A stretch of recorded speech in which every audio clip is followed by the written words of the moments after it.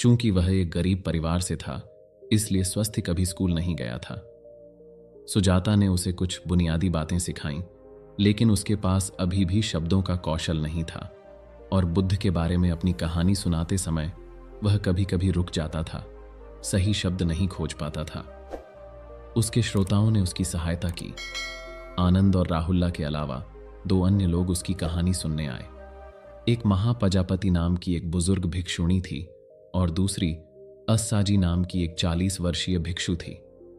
राहुल्ला ने उन दोनों को स्वस्थी से मिलवाया, जो यह जानकर बहुत प्रभावित हुई कि महाप्रजापति स्वयं रानी गौतमी थीं, जो बुद्ध की चाची थीं और जिन्होंने उन्हें बचपन से पाला था। वह बुद्ध के संघ में भिक्षुणी के रूप में स्वीकार की जाने वाली पहली महिला थीं और अब वह 700 से अधिक भिक्षुणियों की मठाधीश के रूप में सेवा करती थीं। वह बुद्ध से मिलने और भिक्षुणियों के लिए उपदेशों के बारे में उनसे परामर्श करने के लिए उत्तर से यात्रा करके आई थीं। स्वस्थी को पता चला कि वह पिछली शाम ही आई थी और उसके पोते राहुल्ला ने उसे अपने साथ आने के लिए आमंत्रित किया था, क्योंकि वह जानता था कि उर्वेला वन में बुद्ध के दिनों के बारे में स्वस्थी की सारी बातें सुनकर उसे कितना आनंद आएगा।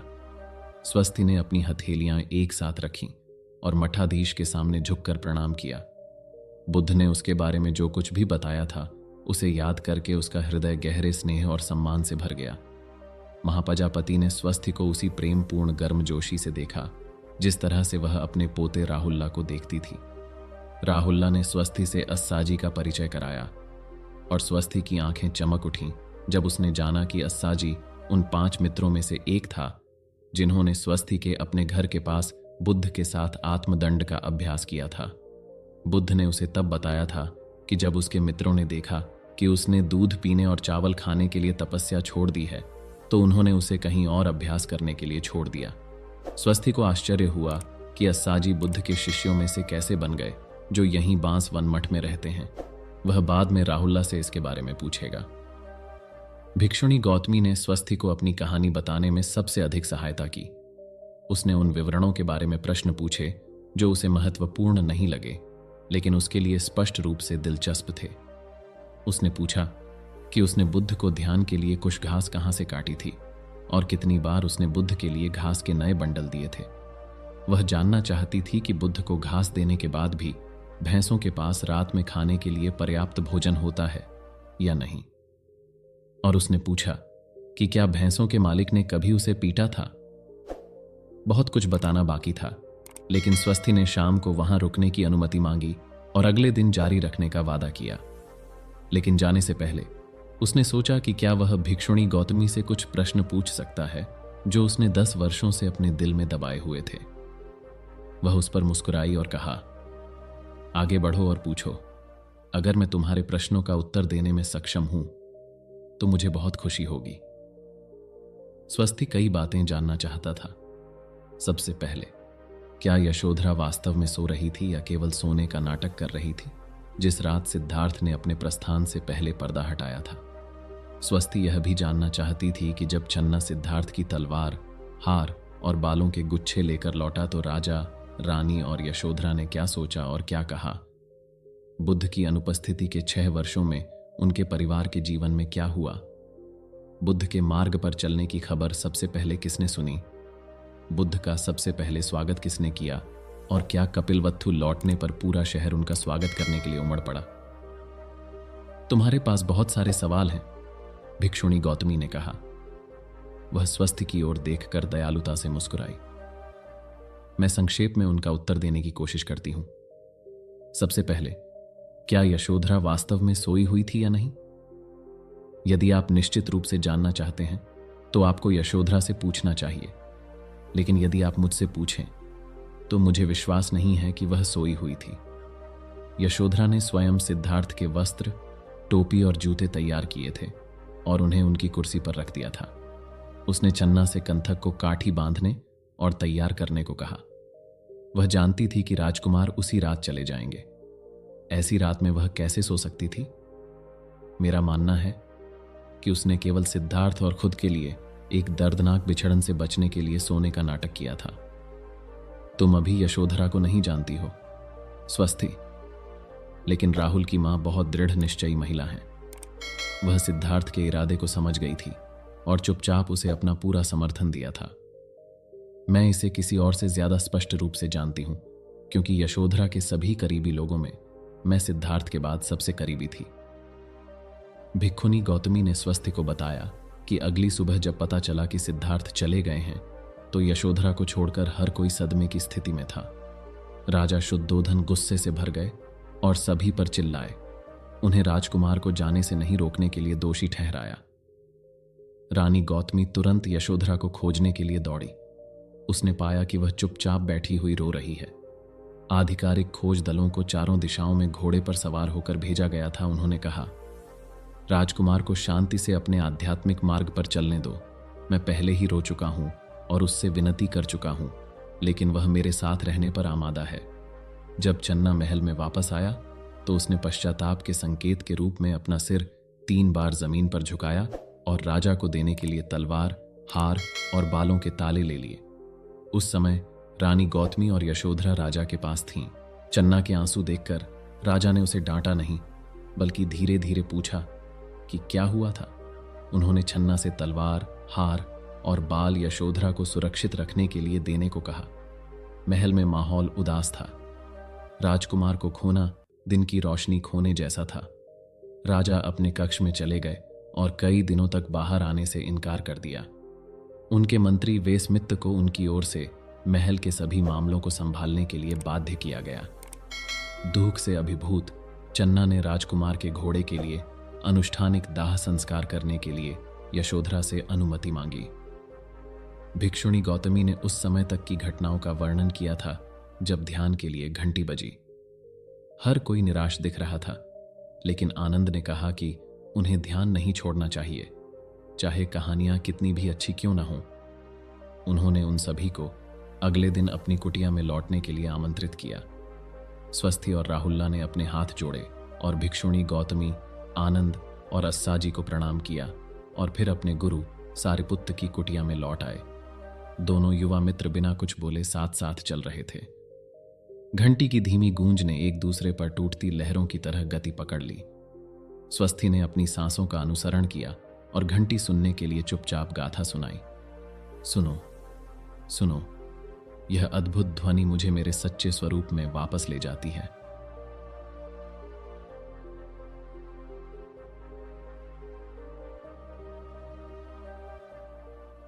सिद्धार्थ ने गंगा नदी को पार किया, जिसे गंगा के नाम से जाना जाता है, और मगध राज्य में प्रवेश किया, जो अपने सिद्ध आध्यात्मिक शिक्षकों के लिए प्रसिद्ध क्षेत्र है। वह किसी ऐसे व्यक्ति को खोजने के लिए दृढ़ था जो उसे जन्म और मृत्यु पर विजय प्राप्त करना सिखा सके। अधिकांश आध्यात्मिक शिक्षक दूर दराज के पहाड़ों या जंगलों में रहते थे। अथक परिश्रम करते हुए सिद्धार्थ ने इन गुरुओं के ठिकाने की जांच की और उनमें से प्रत्येक की तलाश की, चाहे उन्हें कितने भी पहाड़ और घाटियां पार करनी पड़ी हों। उन्होंने 1 महीने से दूसरे महीने तक बारिश और धूप में अपनी खोज जारी रखी। सिद्धार्थ ऐसे तपस्वियों से मिले जिन्होंने कोई भी कपड़ा पहनने से इनकार कर दिया और अन्य जिन्होंने कोई भी भोजन प्रसाद स्वीकार करने से इनकार कर दिया। केवल जंगलों में उगने वाले फलों, साग और जड़ों पर जीवित रहे।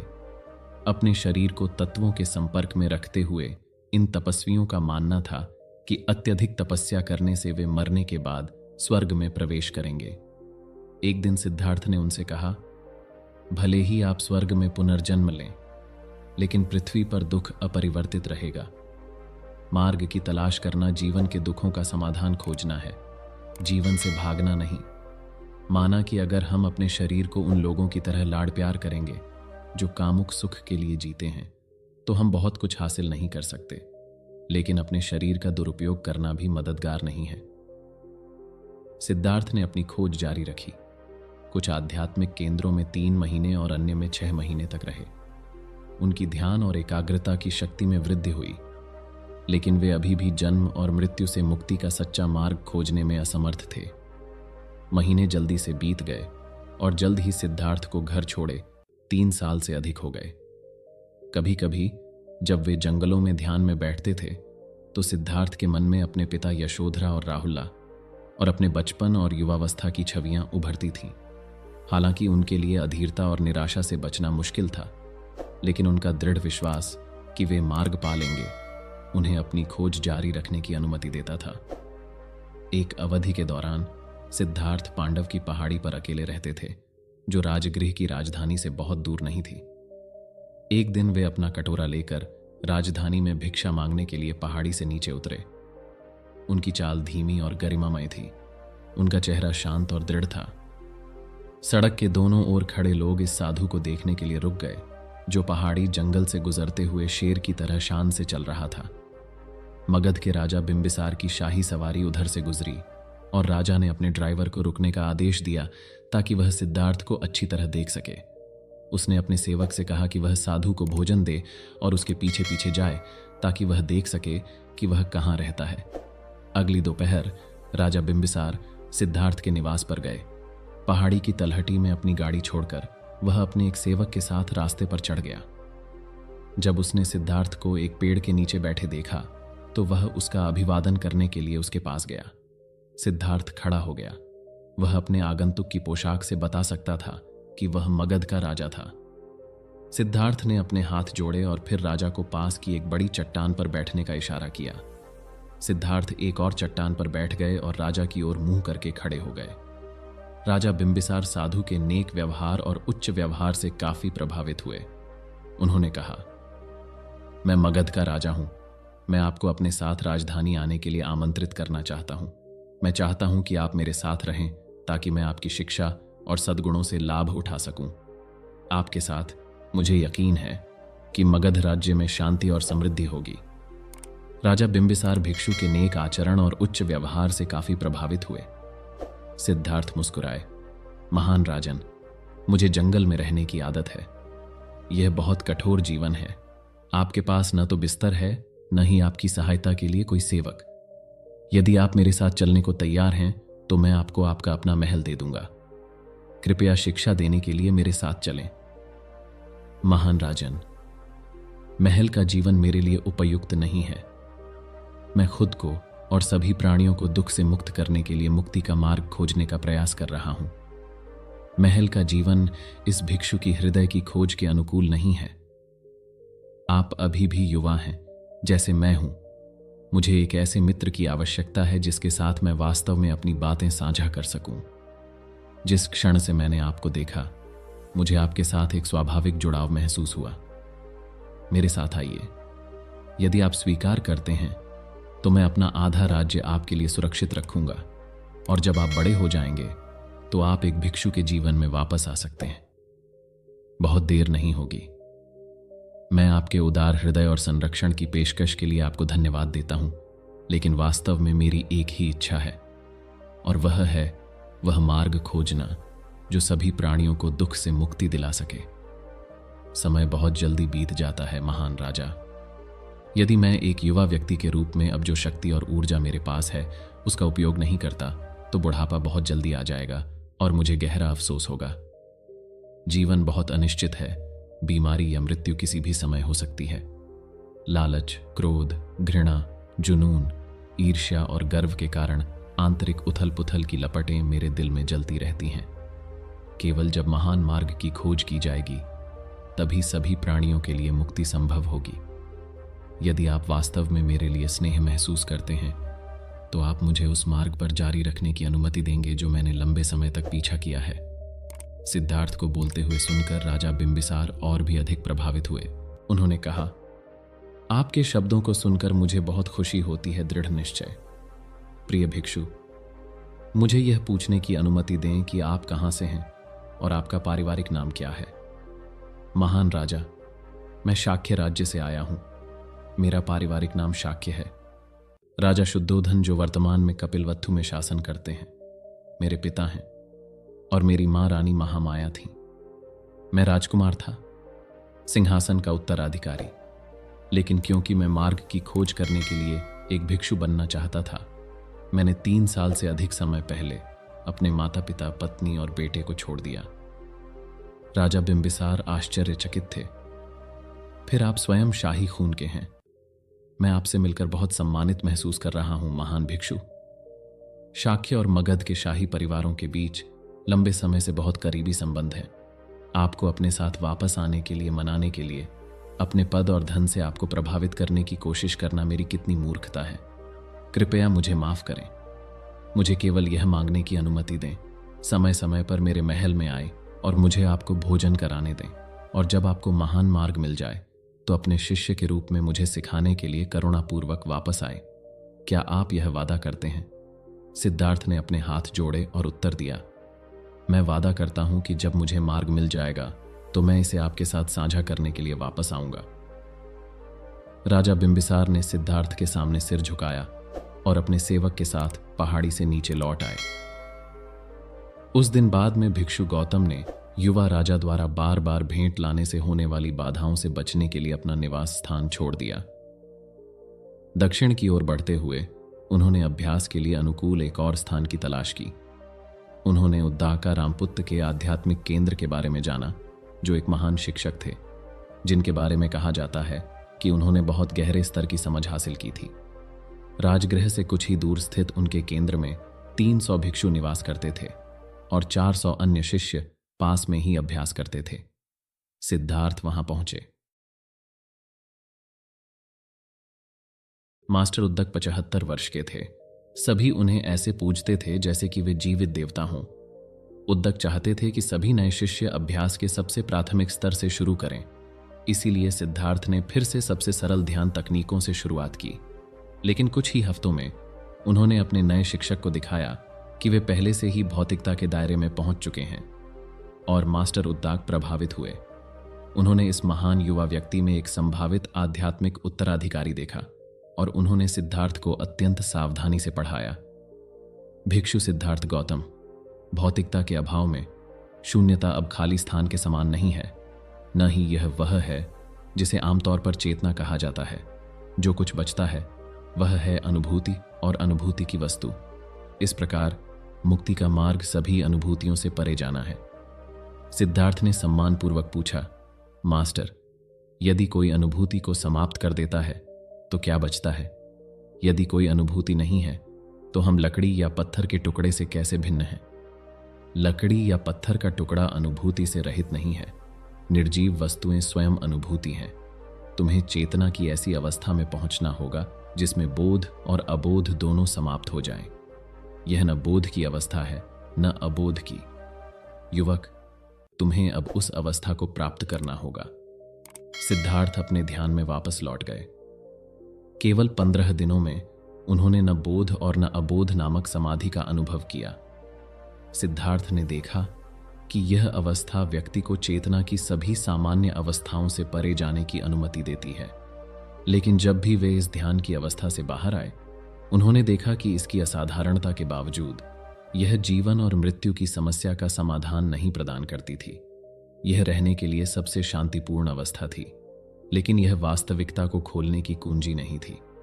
जब सिद्धार्थ मास्टर उद्दाका रामपुत्र के पास लौटे तो मास्टर ने उनकी बहुत प्रशंसा की। उन्होंने सिद्धार्थ का हाथ पकड़ लिया और कहा, यदि आप यहां रहेंगे तो हम मिलकर इस समुदाय का मार्गदर्शन कर सकते हैं, और जब मैं मर जाऊंगा तो आप समुदाय के गुरु के रूप में मेरा स्थान ले सकते हैं। एक बार फिर सिद्धार्थ ने विनम्रता से मना कर दिया। वह जानता था कि न तो बोध और न ही अबोध की स्थिति जन्म और मृत्यु से मुक्ति की कुंजी नहीं थी, और उसे आगे बढ़ना था। उसने गुरु और भिक्षुओं के समुदाय के प्रति अपनी गहरी कृतज्ञता व्यक्त की और विदा ली। हर कोई सिद्धार्थ से प्यार करने लगा था और सभी उसे जाते हुए देखकर दुखी थे। उद्दाका रामपुत्र के केंद्र में अपने प्रवास के दौरान सिद्धार्थ ने कोंडन्ना नामक एक युवा भिक्षु से मित्रता की। कोंडन्ना सिद्धार्थ से बहुत प्यार करते थे और उन्हें एक शिक्षक के साथ साथ एक अच्छा दोस्त भी मानते थे।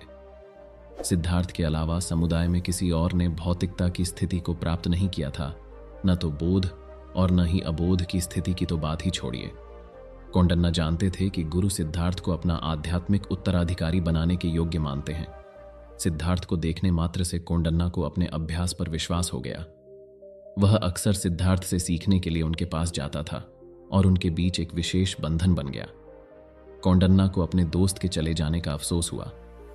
वह सिद्धार्थ के साथ पहाड़ से नीचे उतरा और वापस पहाड़ पर लौटने से पहले तब तक इंतजार किया जब तक कि वह दिखाई नहीं दिया। सिद्धार्थ ने देश के 2 सबसे अच्छे ध्यान शिक्षक माने जाने वाले गुरुओं के साथ बहुत कुछ हासिल किया था, और फिर भी दुख से मुक्ति का मूल मुद्दा अभी भी उसके अंदर जल रहा था। उसे एहसास हुआ कि वह शायद देश भर में किसी भी अन्य शिक्षाकर्षि से ज्यादा कुछ नहीं सीख पाएगा, और इसलिए उसे पता था कि उसे खुद ही आत्मज्ञान की कुंजी तलाशनी होगी। चावल के खेतों के बीच और कीचड़ भरे लैगून और धाराओं के एक लंबे खंड को पार करते हुए धीरे धीरे पश्चिम की ओर चलते हुए सिद्धार्थ नेरंजारा नदी तक पहुंच गए। वह इसे पार कर गया और तब तक चला जब तक वह उरुवेला गांव से आधे दिन की पैदल दूरी पर स्थित डांगसिरी पर्वत तक नहीं पहुंच गया। खड़ी और पत्थरीली ढलानें आरी दांतेदार चोटियों में समाप्त हो गईं और कई गुफाएं छिपी हुई थीं। पहाड़ की ढलान पर गरीब ग्रामीणों के घरों जितने बड़े पत्थर थे। सिद्धार्थ ने तब तक यहां रहने का संकल्प लिया जब तक कि वह मुक्ति का मार्ग नहीं खोज लेता। उन्होंने एक गुफा ढूंढी जिसमें वे लंबे समय तक ध्यान में बैठ सकते थे, और बैठते समय उन्होंने उन सभी अभ्यासों की समीक्षा की जो उन्होंने पिछले 5 वर्षों से अधिक समय से किए थे। उन्हें याद आया कि कैसे उन्होंने तपस्वियों को अपने शरीर का दुरुपयोग न करने की सलाह दी थी। उन्हें बताया था कि इससे पहले से ही दुखों से भरी दुनिया की पीड़ा और बढ़ जाएगी। लेकिन अब जब उन्होंने उनके मार्ग पर अधिक ध्यान से विचार किया तो उन्होंने खुद से सोचा, आप नरम गीली लकड़ी से आग नहीं जला सकते। शरीर एक ही है। यदि शारीरिक इच्छाओं पर काबू नहीं पाया जाता है तो हृदय के लिए ज्ञान प्राप्त करना मुश्किल है। मैं मुक्ति पाने के लिए आत्मदंड का अभ्यास करूंगा। इस प्रकार भिक्षु गौतम ने चरम तप की अवधि शुरू की। अंधेरी रातों में वह जंगल की सबसे गहरी और सबसे जंगली पहुंच में प्रवेश करता था, जिसके बारे में सोचना ही उसे बनाने के लिए पर्याप्त था। एक व्यक्ति के रोंगटे खड़े हो गए और वह पूरी रात वहीं रहा। भले ही भय और घबराहट ने उसके मन और शरीर को घेर लिया था, वह बिना हिले डुले बैठा रहा। जब एक हिरण अपनी सरसराहट के साथ उसके पास आया तो उसके डर ने उसे बताया कि ये राक्षस हैं जो उसे मारने आ रहे हैं, लेकिन वह हिला नहीं। जब एक मोर ने सूखी टहनी का टुकड़ा तोड़ा तो उसके डर ने उसे बताया कि यह एक अजगर है जो पेड़ से नीचे आ रहा है, फिर भी वह नहीं हिला।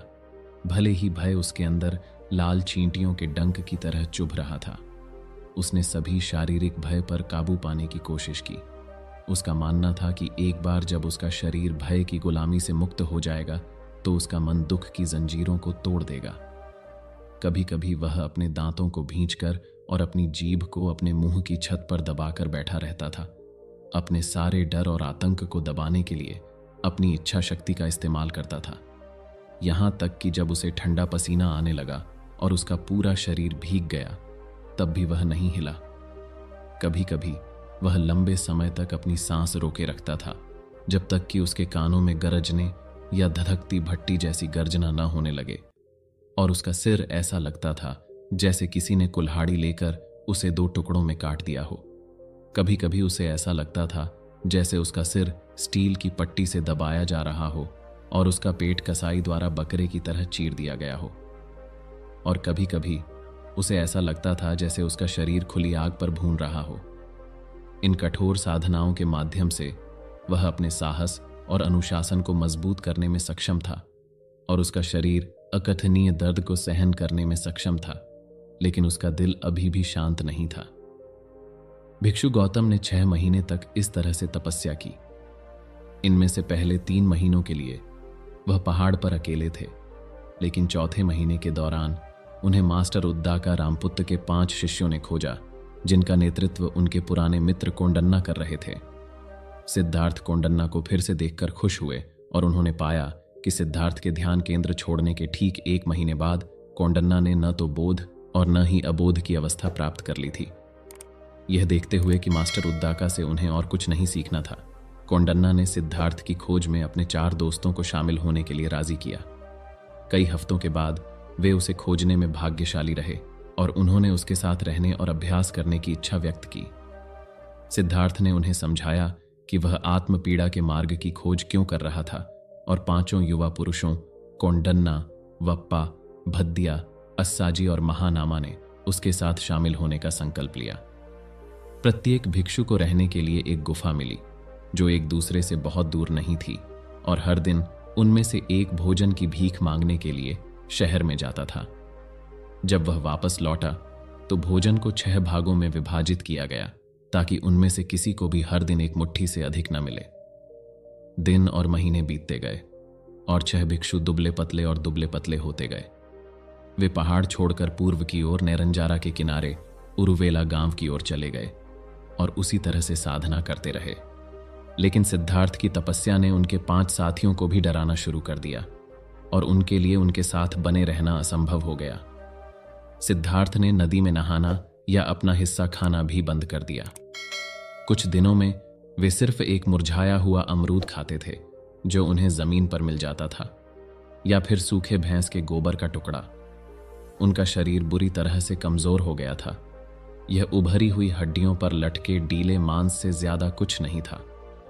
उन्होंने 6 महीने से अपने बाल या दाढ़ी नहीं कटवाई थी और जब वे अपने सिर को रगड़ते थे तो मुट्ठी भर बाल झड़ जाते थे, जैसे कि उनके सिर पर चिपके हुए मांस के टुकड़े पर अब उनके उगने के लिए कोई जगह नहीं थी। और फिर एक दिन कब्रिस्तान में बैठकर ध्यान करते समय सिद्धार्थ को एक झटके के साथ एहसास हुआ कि आत्मदंड का मार्ग कितना गलत था। सूरज डूब चुका था और एक ठंडी हवा उनकी त्वचा को धीरे धीरे सहला रही थी। पूरे दिन चिलचिलाती धूप में बैठने के बाद हवा सुखद रूप से ताज़ा थी और सिद्धार्थ ने अपने मन में एक ऐसी शांति का अनुभव किया जो उसने पूरे दिन में महसूस नहीं की थी। उसने महसूस किया कि शरीर और मन एक वास्तविकता है जिसे अलग नहीं किया जा सकता। शरीर की शांति और आराम सीधे मन की शांति और आराम से संबंधित थे। शरीर का दुरुपयोग करना मन का दुरुपयोग करना था। उसे याद आया कि जब वह 9 साल का था तो वह पहली बार ध्यान में बैठा था, साल की पहली जुताई के दिन गुलाब सेब के पेड़ की ठंडी छाया के नीचे। उसे याद आया कि कैसे उस बैठने की ताजगी भरी सहजता ने उसे स्पष्टता और शांति का एहसास दिलाया था। उसे याद आया कि चन्ना के चले जाने के ठीक बाद जंगल में उसका ध्यान कैसे किया गया था। उसने मास्टर अलारा कलामा के साथ अपने पहले दिनों को याद किया। ध्यान के उन शुरुआती सत्रों ने शरीर और मन दोनों को पोषित किया था, जिससे उसमें ध्यान केंद्रित करने और ध्यान केंद्रित करने की गहरी क्षमता पैदा हुई थी। लेकिन उसके बाद मास्टर अलारा कलामा ने उन्हें ध्यान के आनंद से परे जाने के लिए कहा था, ताकि वे भौतिक दुनिया से परे मौजूद अवस्थाओं को प्राप्त कर सकें, जैसे कि असीम स्थान और असीम चेतना के क्षेत्र और कोई भौतिकता की स्थिति। बाद में न तो धारणा और न ही गैर धारणा की स्थिति थी। हमेशा लक्ष्य भावना और विचार की दुनिया, संवेदना और धारणा की दुनिया से बचने का एक साधन खोजना था। उसने उससे पूछा, मैं खुद से कहता हूं, केवल शास्त्रों में बताई गई परंपराओं का ही पालन क्यों करें? ध्यान से मिलने वाली आनंदमय सहजता से क्यों डरें? ऐसी खुशियों का उन 5 श्रेणियों की इच्छाओं से कोई लेना देना नहीं है जो जागरूकता को अस्पष्ट करती हैं। इसके विपरीत ध्यान की खुशियां शरीर और मन को पोषण दे सकती हैं और आत्मज्ञान के मार्ग पर चलने के लिए आवश्यक शक्ति प्रदान कर सकती हैं। भिक्षु गौतम ने अपने स्वास्थ्य को पुनः प्राप्त करने और अपने ध्यान का उपयोग शरीर और मन दोनों को पोषण देने के लिए करने का संकल्प लिया। वह अगली सुबह से फिर से भोजन के लिए भीख मांगेगा। वह खुद अपना शिक्षक होगा, किसी और की शिक्षाओं पर निर्भर नहीं होगा। इस निर्णय से खुश होकर वह मिट्टी के एक टीले पर लेट गया और शांति से सो गया। बादल रहित आकाश में पूर्णिमा अभी अभी उगी थी और आकाश गंगा आकाश में स्पष्ट और दीप्तिमान फैली हुई थी। भिक्षु गौतम अगली सुबह पक्षियों के चहचहाने की आवाज से जागे। वह उठे और पिछली रात के अपने निर्णयों को याद किया। वह गंदगी और धूल से सना हुआ था और उसका लबादा इतना फटा हुआ और घिसा हुआ था कि अब वह उसके शरीर को नहीं ढक पा रहा था। उसे याद आया कि उसने एक दिन पहले कब्रिस्तान में एक शव देखा था और उसने अनुमान लगाया कि आज या कल लोग उसे दाह संस्कार करने के लिए नदी में ले जाएंगे और उसे ढकने वाले ईंट के रंग के कपड़े की अब जरूरत नहीं होगी। वह शव के पास गया और जन्म और मृत्यु पर मन ही मन विचार करते हुए सम्मानपूर्वक शरीर से कपड़ा हटा दिया। शव एक युवती का था। उसका शरीर सूझा हुआ और रंगहीन था। सिद्धार्थ ईंट के रंग के कपड़े को नए वस्त्र के रूप में इस्तेमाल करेगा। वह नहाने के लिए नदी पर चला गया और साथ ही कपड़े को धोने के लिए भी। पानी ठंडा था और सिद्धार्थ को यह बहुत ताज़ा लगा। उसने अपनी त्वचा पर पानी के सुखद एहसास का आनंद लिया। एक नई मनः स्थिति के साथ इस अनुभूति का स्वागत किया। उसने बहुत देर तक स्नान किया और फिर उसने अपने नए वस्त्र को रगड़कर निचोड़ा, लेकिन जैसे ही वह पानी से बाहर निकलने के लिए गया, उसकी ताकत खत्म हो गई। उसके पास खुद को किनारे तक खींचने के लिए पर्याप्त ऊर्जा नहीं थी। वह चुपचाप खड़ा रहा और शांति से सांस ली। एक तरफ उसने एक पेड़ की शाखा को पानी पर झुकते हुए देखा, जिसके पत्ते सतह को छू रहे थे। वह धीरे धीरे उस ओर बढ़ा और पानी से बाहर निकलने के लिए उसे सहारा देने के लिए पकड़ लिया। लेकिन जैसे ही सिद्धार्थ पानी से बाहर निकलने के लिए आगे बढ़ा, उसकी शक्ति जवाब दे गई। सूरज के आसमान में ऊपर चढ़ने के साथ ही वह नदी के किनारे आराम करने के लिए बैठ गया। उसने कपड़े को धूप में सूखने के लिए फैला दिया और जब कपड़ा सूख गया तो सिद्धार्थ ने उसे अपने शरीर में लपेट लिया और उर्वेला गांव के लिए निकल पड़ा। लेकिन आधा रास्ता भी तय करने से पहले ही उसकी शक्ति जवाब दे गई और वह सांस नहीं ले पा रहा था और गिर पड़ा। वह कुछ देर तक बेहोश पड़ा रहा। फिर गांव की एक छोटी लड़की दिखाई दी। 13 वर्षीय सुजाता को उसकी मां ने वन देवताओं को अर्पित करने के लिए चावल, दूध, केक और कमल के बीज लाने के लिए भेजा था। जब उसने साधु को सड़क पर बेहोश पड़ा देखा, मुश्किल से सांस ले रहा था, तो वह घुटनों के बल बैठ गई और उसके होठों से दूध का कटोरा रख दिया। वह जानती थी कि वह एक तपस्वी था जो कमजोरी से बेहोश हो गया था। जब दूध की बूंदों ने उसकी जीभ और गले को गीला किया तो सिद्धार्थ ने तुरंत प्रतिक्रिया दी। वह महसूस कर सकता था कि दूध कितना ताजा था और उसने धीरे धीरे पूरा कटोरा पी लिया। कुछ दर्जन सांसों के बाद वह बैठने के लिए पर्याप्त रूप से तरोताजा हो गया और उसने सुजाता को एक और कटोरा दूध पिलाने का इशारा किया। यह आश्चर्यजनक था कि दूध ने कितनी जल्दी उसकी ताकत बहाल कर दी। उस दिन उसने तपस्या का अभ्यास छोड़ने और नदी के उस पार शांत जंगल में जाकर वहां अभ्यास करने का फैसला किया। उसके बाद के दिनों में वह धीरे धीरे सामान्य रूप से खाने पीने लगा। कभी सुजाता उसके लिए भोजन का प्रसाद लाती, कभी वह अपना कटोरा लेकर गांव में भीख मांगने जाता। हर दिन वह नदी के किनारे चलते हुए ध्यान का अभ्यास करता और बाकी समय वह बैठकर ध्यान करता। हर शाम वह नैरंजारा नदी में स्नान करता। उसने खुद ही रास्ता खोजने के लिए परंपरा और शास्त्र पर सभी निर्भरताएं छोड़ दी। वह अपनी सफलताओं और असफलताओं से सीखने के लिए खुद में लौट आया। उसने ध्यान को अपने मन और शरीर को पोषित करने में संकोच नहीं किया और उसके भीतर शांति और सहजता की भावना बढ़ती गई। उन्होंने खुद को दूर नहीं किया या अपनी भावनाओं और धारणाओं से बचने की कोशिश नहीं की, बल्कि उन्हें उठते हुए देखने के लिए सचेतनता बनाए रखी। उन्होंने घटनाओं की दुनिया से भागने की इच्छा को त्याग दिया और जब वे अपने आप में लौटे तो उन्होंने पाया कि वे घटनाओं की दुनिया में पूरी तरह से मौजूद थे। एक सांस, एक पक्षी का गाना, एक पत्ता, सूरज की एक किरण, इनमें से कोई भी उनके ध्यान का विषय हो सकता है। उन्होंने देखना शुरू किया कि मुक्ति की कुंजी प्रत्येक सांस, प्रत्येक कदम, मार्ग के प्रत्येक छोटे कंकड़ में निहित है। भिक्षु गौतम अपने शरीर पर ध्यान करने से अपनी भावनाओं पर ध्यान करने लगे और अपनी भावनाओं पर ध्यान करने से अपनी धारणाओं पर ध्यान करने लगे, जिसमें उनके अपने मन में उठने और गिरने वाले सभी विचार शामिल थे। उन्होंने शरीर और मन की एकता देखी कि शरीर की प्रत्येक कोशिका में ब्रह्मांड का सारा ज्ञान समाया हुआ है। उन्होंने देखा कि उन्हें केवल एक आत्मा में गहराई से देखने की जरूरत है। धूल के कण से पूरे ब्रह्मांड का असली चेहरा देखने को मिला कि धूल का कण स्वयं ब्रह्मांड था और यदि इसका अस्तित्व नहीं है तो ब्रह्मांड भी अस्तित्व में नहीं हो सकता। भिक्षु गौतम एक अलग स्व, आत्मा के विचार से परे चले गए और अचानक उन्हें एहसास हुआ कि वे लंबे समय से वेदों में बताए गए आत्मा के गलत दृष्टिकोण से प्रभावित थे। हकीकत में सभी चीजें एक अलग आत्मा के बिना थीं। गैर आत्मा या अनात्मा सभी अस्तित्व की प्रकृति थी। अनात्मा किसी नई इकाई का वर्णन करने के लिए एक शब्द नहीं था। यह एक वज्र था जिसने सभी गलत विचारों को नष्ट कर दिया। गैर आत्मा को थामते हुए सिद्धार्थ एक जनरल की तरह थे जो ध्यान अभ्यास के युद्ध के मैदान में अंतर्दृष्टि की अपनी तेज तलवार उठा रहे थे। दिन रात वह पिपला वृक्ष के नीचे बैठा रहता था। उन्होंने उसे एक छोटी लड़की से बात करते और मुस्कुराते हुए, दूध और चावल का आनंद लेते हुए और अपने कटोरे को गांव में ले जाते हुए देखा। कौंडन्ना ने दूसरों से कहा, सिद्धार्थ, अब ऐसा व्यक्ति नहीं है जिस पर हम भरोसा कर सकें। उसने बीच में ही रास्ता छोड़ दिया है। अब वह केवल अपने शरीर को खिलाने में ही लगा रहता है। हमें उसे छोड़ देना चाहिए और अपनी साधना जारी रखने के लिए कोई दूसरी जगह तलाश करनी चाहिए। मुझे यहाँ साधना जारी रखने का कोई कारण नहीं दिखता।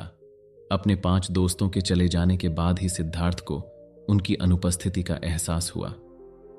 अपनी नई अंतर्दृष्टि से उत्साहित होकर सिद्धार्थ ने अपना सारा समय ध्यान में लगा दिया था और अभी तक अपने दोस्तों को यह समझाने के लिए समय नहीं निकाला था। उसने सोचा, मेरे दोस्तों ने मुझे गलत समझा है, लेकिन अब मैं उन्हें इसके विपरीत समझाने की चिंता नहीं कर सकता। मुझे खुद को सच्चा रास्ता खोजने के लिए समर्पित करना चाहिए। एक बार जब मैं इसे पा लूंगा तो मैं इसे उनके साथ साझा करूंगा। फिर वह अपने दैनिक अभ्यास में लौट आया। उन्हीं दिनों के दौरान जब उसने मार्ग पर इतनी बड़ी प्रगति की थी, युवा भैंसा लड़का स्वस्थ प्रकट हुआ। सिद्धार्थ ने 11 वर्षीय लड़के द्वारा दी गई मुट्ठी भर ताजी घास को खुशी से स्वीकार कर लिया। हालांकि सुजाता, स्वस्थी और उनके दोस्त अभी भी बच्चे थे, सिद्धार्थ ने अपनी नई समझ के बारे में उनसे कुछ साझा किया। वह यह देखकर खुश था कि कैसे देहात के अनपढ़ बच्चे उसकी खोजों को आसानी से समझ सकते हैं। वह बहुत खुश था क्योंकि वह जानता था कि पूर्ण ज्ञान का द्वार जल्द ही खुल जाएगा। वह जानता था कि उसके पास अद्भुत कुंजी है, सभी चीजों की परस्पर निर्भरता और गैर स्व प्रकृति का सत्य। पूरी गति से दौड़ने के बाद भी वे भोर होने तक शाक्य की सीमा पर नहीं पहुंचे। उनके आगे अन्नोमा नदी बह रही थी, जिसके किनारे किनारे वे तब तक चलते रहे जब तक उन्हें घोड़ों के साथ पार करने के लिए उथली जगह नहीं मिल गई। जंगल के किनारे आने से पहले वे एक और चक्कर लगाते रहे। पेड़ों के बीच एक हिरण उड़ता उतरता रहा। पक्षी पास से उड़ रहे थे, पुरुषों की उपस्थिति से अप्रभावित। सिद्धार्थ घोड़े से उतर गए। वे मुस्कुराए और कंथक की अयाल को सहलाया। कंथक, तुम अद्भुत हो। तुमने मुझे यहां तक लाने में मदद की है और इसके लिए मैं तुम्हें धन्यवाद देता हूं। घोड़े ने अपना सिर उठाया और अपने मालिक की ओर प्रेम से देखा। सिद्धार्थ ने अपने घोड़े की काठी में लगी तलवार निकाली और फिर अपने बाएं हाथ में अपने लंबे बालों को पकड़कर अपने दाहिने हाथ से उन्हें काट दिया। कृपया उससे कहो कि मुझ पर विश्वास रखे। मैं स्वार्थी होकर अपनी जिम्मेदारियों से बचने के लिए घर से नहीं निकला हूं। मैं अब आप सभी और सभी प्राणियों की ओर से जा रहा हूं। कृपया मेरे लिए राजा और रानी को सांत्वना दें, यशोधरा को सांत्वना दें। मैं आपसे यही मांगता हूं। जैसे ही चन्ना ने हार लिया, उसकी आंखों से आंसू बहने लगे। महाराज, सभी को बहुत कष्ट होगा। मुझे नहीं पता कि मैं राजा और रानी या आपकी पत्नी यशोधरा से क्या कहूंगा। महामहिम, आप एक तपस्वी की तरह पेड़ों के नीचे कैसे सोएंगे, जबकि आपने अपने पूरे जीवन में गर्म बिस्तर और नरम कंबल के अलावा कुछ नहीं जाना है। सिद्धार्थ मुस्कुराया। चिंता मत करो चन्ना, मैं दूसरों की तरह रह सकता हूं। इससे पहले कि वे मेरे लापता होने के बारे में चिंता करना शुरू करें, आपको मेरे फैसले के बारे में सभी को बताना चाहिए। अब मुझे यहां अकेला छोड़ दो। चन्ना ने अपने आंसू पोंछे। कृपया महामहिम, मुझे आपकी सेवा करने के लिए यहां रहने दें। मुझ पर दया करें और मुझे अपने प्रियजनों को ऐसा दुखद समाचार न सुनाने दें। सिद्धार्थ ने अपने सेवक के कंधे पर थपथपाया।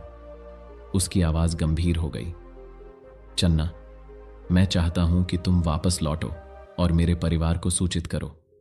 अगर तुम सच में मेरी परवाह करते हो तो कृपया जैसा मैं कहूं वैसा करो। मुझे यहां तुम्हारी जरूरत नहीं है चन्ना। किसी भी साधु को निजी सेवक की जरूरत नहीं होती। कृपया अब घर लौट जाओ। चन्ना ने अनिच्छा से राजकुमार की बात मान ली। उसने सावधानी से बाल और हार को अपनी जैकेट के अंदर रखा और तलवार को कंथक की काठी में रख दिया। उसने सिद्धार्थ की बांह अपने दोनों हाथों से पकड़ी और उससे विनती की, मैं जैसा कहूंगा वैसा करूंगा, लेकिन कृपया महाराज, मुझे याद रखना, हम सभी को याद रखना। रास्ता मिल जाने के बाद वापस लौटना मत भूलना। सिद्धार्थ ने सिर हिलाया और चन्ना को आश्वस्त करते हुए मुस्कुराया। उसने कंथक के सिर पर हाथ फेरा। कंथक, मेरे दोस्त, अब घर लौट जाओ। चन्ना ने कंथक की लगाम पकड़ी और अपने घोड़े पर सवार हो गया। कंथक ने आखिरी बार सिद्धार्थ की ओर देखा। उसकी आंखों में भी चन्ना से कम आंसू नहीं थे। सिद्धार्थ ने तब तक प्रतीक्षा की जब तक चन्ना और दोनों घोड़े नजरों से ओझल नहीं हो गए। फिर वह अपने नए जीवन में प्रवेश करने के लिए जंगल की ओर मुड़ गया। अब आकाश उसकी छत और जंगल उसका घर होगा। उसके भीतर सहजता और संतुष्टि की भावना उमड़ पड़ी। ठीक उसी समय एक आदमी जंगल से बाहर निकलता हुआ आया।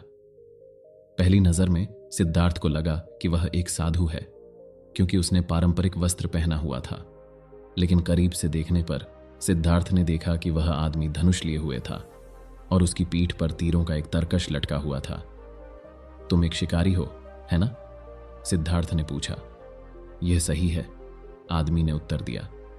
यदि तुम एक शिकारी हो तो तुमने साधु की पोशाक क्यों पहनी हुई है?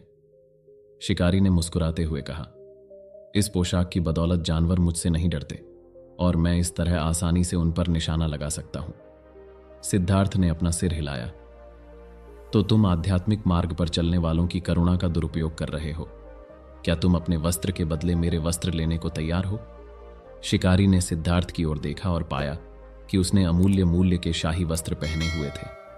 शिकारी ने पूछा, क्या तुम सच में व्यापार करना चाहते हो? बिल्कुल, सिद्धार्थ ने कहा। तुम इन कपड़ों को बेचकर इतना पैसा कमा सकते हो कि शिकार करना बंद कर दो और नया व्यापार शुरू कर सको। जहां तक मेरी बात है, मैं एक भिक्षु बनना चाहता हूं और मुझे तुम्हारे जैसे वस्त्र की जरूरत है। शिकारी बहुत खुश हुआ और अपने वस्त्र को सिद्धार्थ के सुंदर वस्त्रों से बदलने के बाद वह जल्दी से चला गया। सिद्धार्थ अब एक असली भिक्षु की तरह दिखने लगा था। वह जंगल में चला गया और एक पेड़ के नीचे बैठ गया। बेघर भिक्षु के रूप में पहली बार वह ध्यान में बैठा।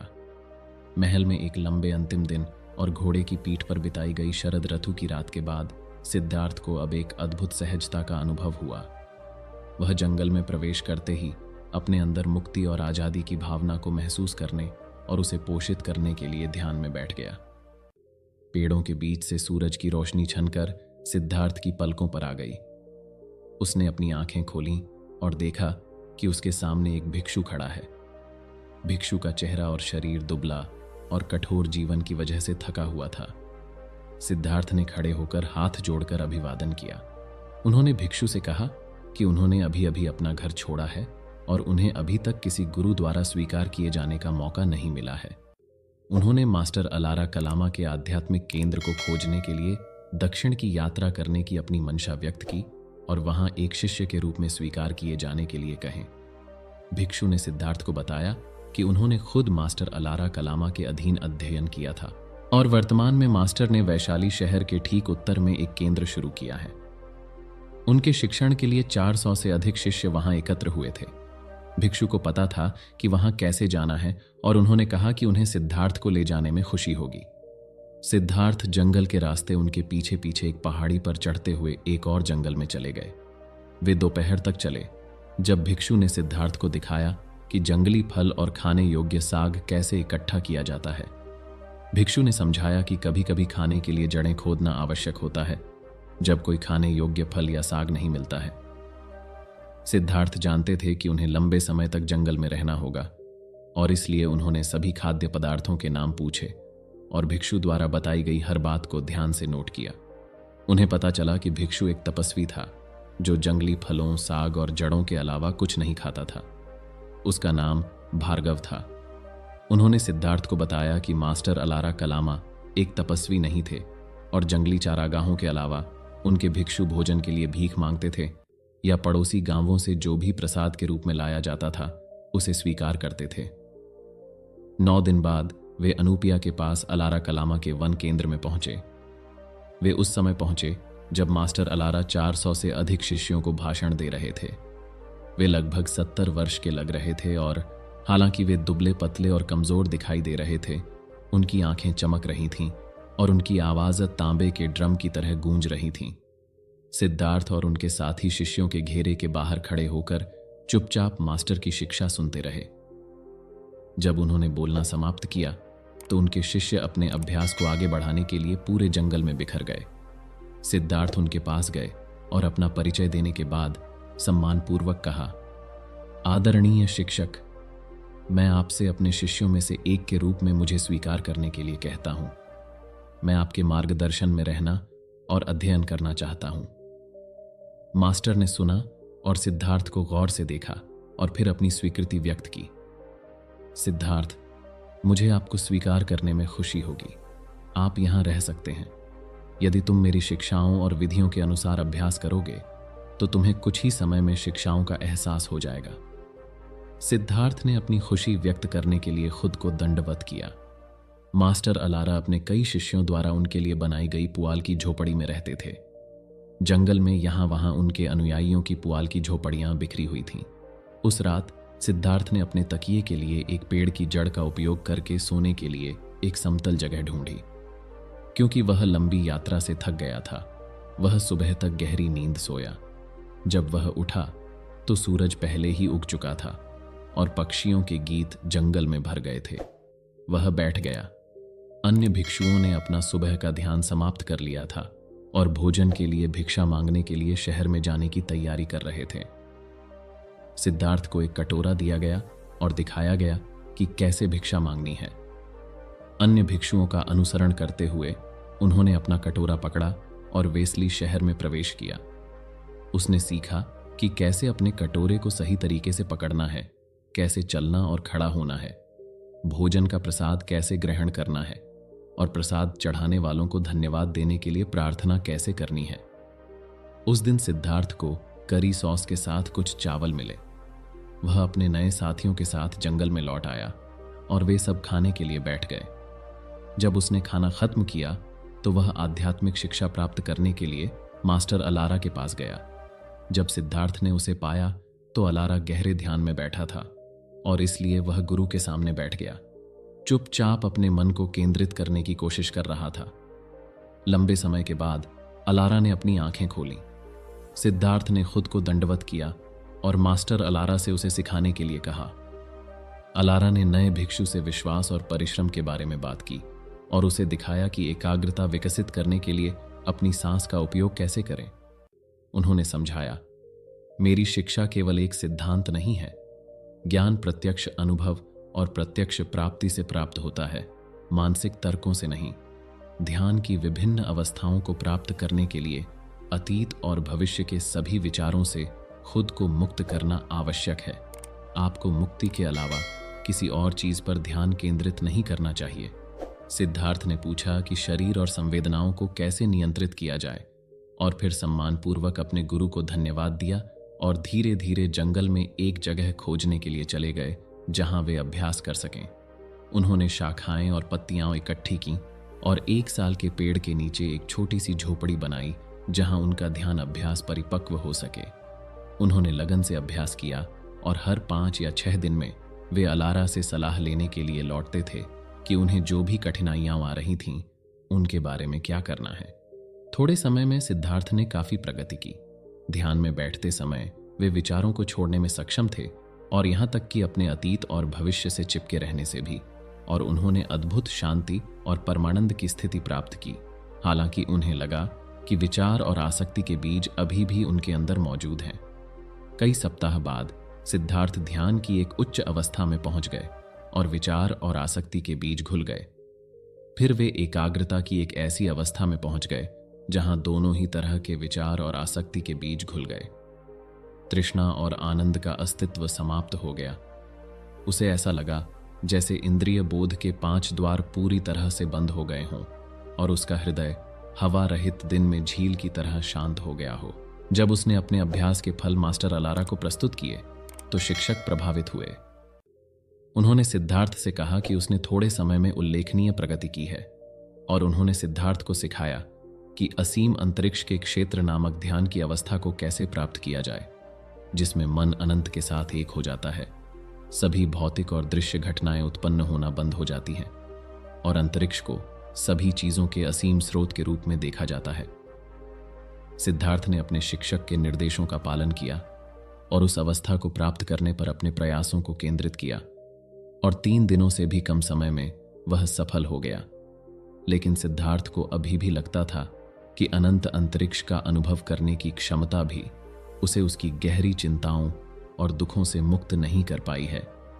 जागरूकता की ऐसी अवस्था में रहते हुए उसे अभी भी बाधाएं महसूस हो रही थीं, इसलिए वह सहायता के लिए अलारा के पास लौट आया।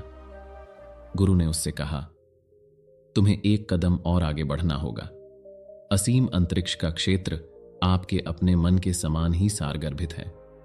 यह आपकी चेतना का विषय नहीं है, बल्कि आपकी चेतना ही है। अब आपको असीम चेतना के क्षेत्र का अनुभव करना चाहिए। सिद्धार्थ जंगल में अपने स्थान पर लौट आए और केवल 2 दिनों में उन्होंने असीम चेतना के क्षेत्र का एहसास किया। उन्होंने देखा कि उनका अपना मन ब्रह्मांड की हर घटना में मौजूद था, लेकिन इस उपलब्धि के साथ भी वह अभी भी अपने सबसे गहरे दुखों और चिंताओं से पीड़ित महसूस करते थे। इसलिए सिद्धार्थ मास्टर अलारा के पास लौटे और अपनी कठिनाई बताई। गुरु ने उन्हें गहरे सम्मान की आंखों से देखा और कहा, आप अंतिम लक्ष्य के बहुत करीब हैं। अपनी झोपड़ी में वापस जाइए और सभी घटनाओं की भ्रामक प्रकृति पर ध्यान दें। ब्रह्मांड में सब कुछ हमारे अपने मन द्वारा बनाया गया है। हमारा मन सभी घटनाओं का स्रोत है। रूप, ध्वनि, गंध, स्वाद और स्पर्श संबंधी धारणा जैसे गर्म और ठंडा, कठोर और नरम, ये सभी हमारे मन की रचनाएं हैं। वे वैसे नहीं हैं जैसा हम आमतौर पर सोचते हैं। हमारी चेतना एक कलाकार की तरह है जो हर घटना को चित्रित करती है। एक बार जब आप भौतिकता रहित क्षेत्र की स्थिति प्राप्त कर लेते हैं तो आप सफल हो जाते हैं। भौतिकता रहित क्षेत्र वह अवस्था है जिसमें हम देखते हैं कि हमारे अपने मन के बाहर कोई भी घटना मौजूद नहीं है। युवा भिक्षु ने अपने गुरु के प्रति कृतज्ञता व्यक्त करने के लिए अपने हाथ जोड़े और जंगल के अपने कोने में लौट आया। जब सिद्धार्थ अलारा कलामा के साथ अध्ययन कर रहे थे तो उन्होंने कई अन्य भिक्षुओं से परिचय प्राप्त किया। सिद्धार्थ के दयालु और सुखद व्यवहार से हर कोई आकर्षित था। अक्सर सिद्धार्थ को अपने लिए भोजन की तलाश करने का मौका मिलने से पहले वह अपनी झोपड़ी के पास भोजन का इंतजार करते हुए पाता था। जब वह ध्यान से बाहर आता तो उसे कुछ केले या चावल की गेंद मिलती जो किसी अन्य भिक्षु द्वारा उसके लिए गुप्त रूप से छोड़ी गई थी। कई भिक्षु सिद्धार्थ से सीखने के लिए उससे दोस्ती करना पसंद करते थे, क्योंकि उन्होंने अपने गुरु को सिद्धार्थ की प्रगति की प्रशंसा करते हुए सुना था। गुरु अलारा ने एक बार सिद्धार्थ की पृष्ठभूमि के बारे में पूछा था और इस तरह सिद्धार्थ के राजकुमार के रूप में जीवन के बारे में जाना। लेकिन जब अन्य भिक्षुओं ने उससे उसके शाही अतीत के बारे में पूछा तो सिद्धार्थ केवल मुस्कुराए। उसने विनम्रता से उत्तर दिया, यह कोई महत्वपूर्ण बात नहीं है। यह सबसे अच्छा होगा यदि हम केवल मार्ग का अभ्यास करने के अपने अनुभवों के बारे में बात करें। 1 महीने से भी कम समय में सिद्धार्थ ने भौतिकता रहित राज्य की स्थिति प्राप्त कर ली। जागरूकता की इस स्थिति को प्राप्त करने से खुश होकर उन्होंने अगले सप्ताह अपने मन और हृदय में सबसे गहरी बाधाओं को दूर करने के लिए इसका उपयोग करने की कोशिश की। लेकिन यद्यपि भौतिकता रहित राज्य ध्यान की एक गहन अवस्था थी, लेकिन यह भी उनकी मदद करने में असमर्थ था। अंत में वे मास्टर अलारा कलामा से सलाह लेने के लिए वापस लौटे। अलारा कलामा बैठे और सिद्धार्थ की बात ध्यान से सुनते रहे। उनकी आंखें चमक उठीं। सबसे गहरा सम्मान और प्रशंसा व्यक्त करते हुए उन्होंने कहा, भिक्षु सिद्धार्थ, आप अत्यंत प्रतिभाशाली हैं। आपने वह उच्चतम स्तर प्राप्त कर लिया है जो मैं सिखा सकता हूं। मैंने जो कुछ प्राप्त किया है वह आपने भी प्राप्त किया है। आइए हम भिक्षुओं के इस समुदाय का मार्गदर्शन और नेतृत्व करने के लिए एक साथ जुड़ें। अलारा के निमंत्रण पर विचार करते हुए सिद्धार्थ चुप थे। जबकि भौतिकता रहित राज्य ध्यान का एक अनमोल फल था, इसने जन्म और मृत्यु की मौलिक समस्या को हल करने में मदद नहीं की। न ही यह किसी को सभी दुखों और चिंताओं से मुक्त करता है। इससे पूर्ण मुक्ति नहीं मिली। सिद्धार्थ का लक्ष्य किसी समुदाय का नेता बनना नहीं था, बल्कि सच्ची मुक्ति का मार्ग खोजना था। सिद्धार्थ ने अपने हाथ जोड़े और उत्तर दिया, आदरणीय गुरु, भौतिकता के अभाव की स्थिति वह अंतिम लक्ष्य नहीं है जिसकी मैं तलाश कर रहा हूं। कृपया आपके समर्थन और देखभाल के लिए मेरा आभार स्वीकार करें, लेकिन अब मुझे समुदाय छोड़ने की अनुमति मांगनी चाहिए ताकि मैं कहीं और मार्ग की तलाश कर सकूं। आपने पिछले कुछ महीनों में मुझे पूरे दिल से सिखाया है और मैं हमेशा आपका आभारी रहूंगा। मास्टर अलारा कलामा निराश दिखे, लेकिन सिद्धार्थ ने अपना मन बना लिया था। अगले दिन सिद्धार्थ फिर से सड़क पर निकल पड़े। यशोधरा ने जल्दी ही अपनी ताकत वापस पा ली और जल्द ही अपने काम पर वापस जाने में सक्षम हो गई। साथ ही वह बच्चे राहुल्ला के साथ भी बहुत समय बिता रही थी। एक वसंत के दिन रानी गौतमी के आग्रह पर चन्ना सिद्धार्थ और यशोधरा को सैर के लिए ग्रामीण इलाकों में ले गए। वे राहुल्ला और उनकी देखभाल में मदद करने के लिए रत्ना नामक एक छोटी नौकरानी को साथ ले गए। कोमल हरी पत्तियों पर सुखद धूप की किरणें पड़ रही थीं। अशोक और गुलाब सेब के पेड़ों की खिली हुई शाखाओं पर पक्षी गा रहे थे। चन्ना ने घोड़ों को इत्मीनान से चलने दिया। सिद्धार्थ और यशोधरा को पहचानते हुए ग्रामीण खड़े हो गए और अभिवादन में हाथ हिलाया। जब वे बाणगंगा नदी के तट पर पहुंचे तो चन्ना ने लगाम खींची और गाड़ी को अचानक रोक दिया। उनके सामने सड़क पर एक आदमी खड़ा था जो गिर गया था।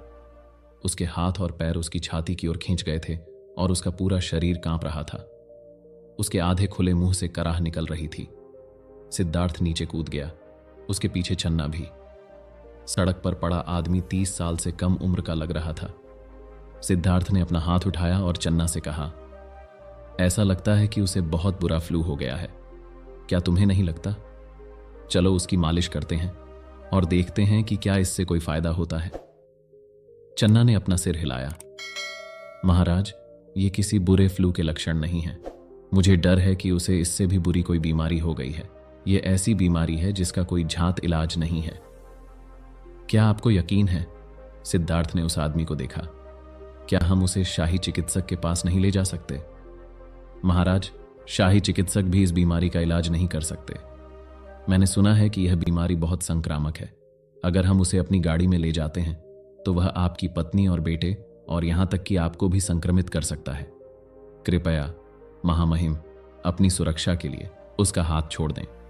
लेकिन सिद्धार्थ ने उस आदमी का हाथ नहीं छोड़ा। उसने उसे देखा और फिर अपने हाथ को देखा।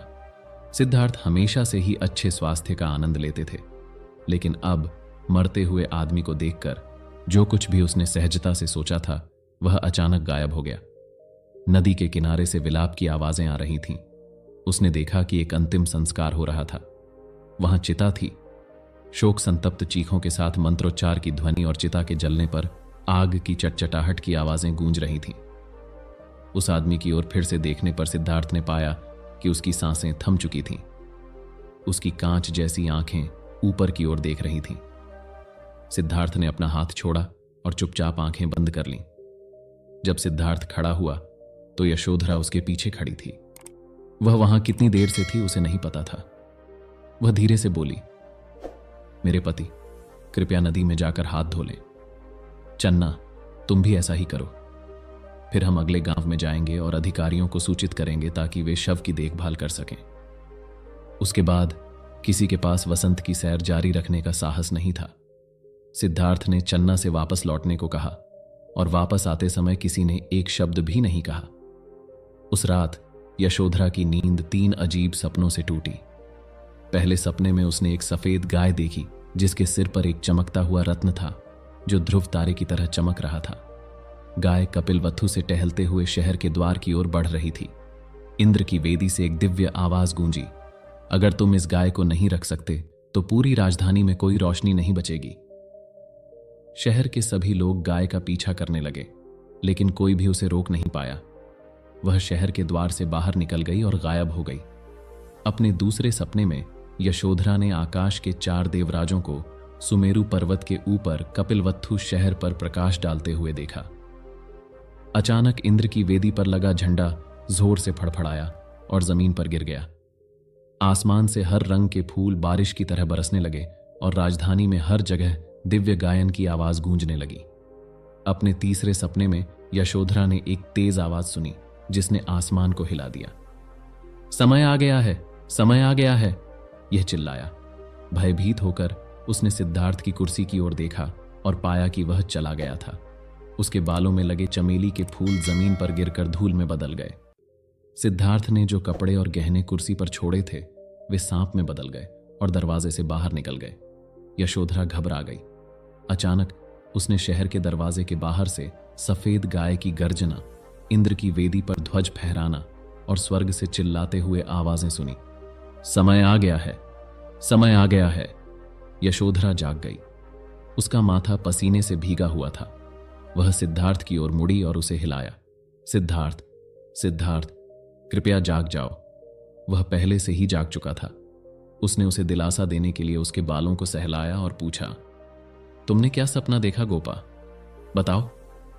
उसने तीनों सपनों का वर्णन किया और फिर उससे पूछा, क्या ये सपने इस बात का शगुन है कि तुम जल्द ही मुझे छोड़कर मार्ग की तलाश में निकल जाओगे? सिद्धार्थ चुप हो गया, फिर उसे सांत्वना दी। गोपा, कृपया चिंता न करें।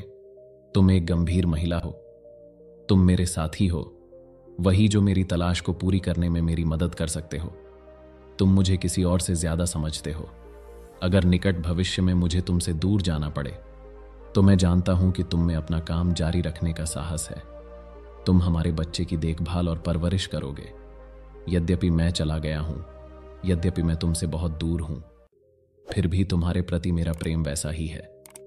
मैं तुमसे प्रेम करना कभी नहीं छोड़ूंगा गोपा। इस ज्ञान के साथ तुम हमारे वियोग को सहन कर सकोगे, और जब मुझे मार्ग मिल जाएगा तो मैं तुम्हारे पास और हमारे बच्चे के पास लौट आऊंगा।